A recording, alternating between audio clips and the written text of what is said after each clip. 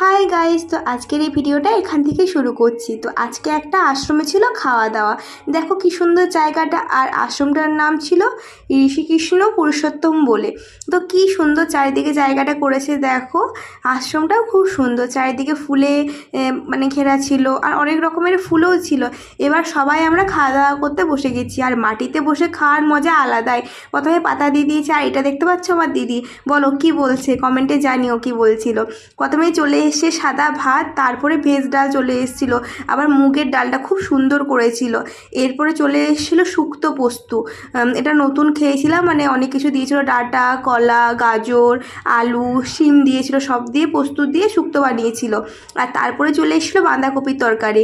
আর আমাকে একবার দেওয়ার পর বলছে আরও কি নেবে, আমি বললাম যে না, আর দেওয়ার দরকার নেই। এদিকে দেখো কাঁচা মটর ছিল, বাঁধাকপি আর আলু দিয়ে তরকারি করেছিল। আমার ডালটা এত ভালো লেগেছিলো যে দ্বিতীয়বার আমি ডালটা নিয়েছিলাম, দারুণ খেতে হয়েছিল ডালটা। তার সঙ্গে ছিল মিষ্টি, চাটনি, পায়েস, আর ছিল মিহিদানা। বাস এগুলো খেয়ে নিয়েছিলাম। তো আজকের এই ভিডিওটা কেমন লাগলো কমেন্টে জানিও। আর তোমরাও এরকম কে কে নিরামিষ খেতে পছন্দ করে সেটাও জানিও। বাই বাই, আজকের জন্য এইটুকুই, আমি তাড়াতাড়ি খেয়ে নিই।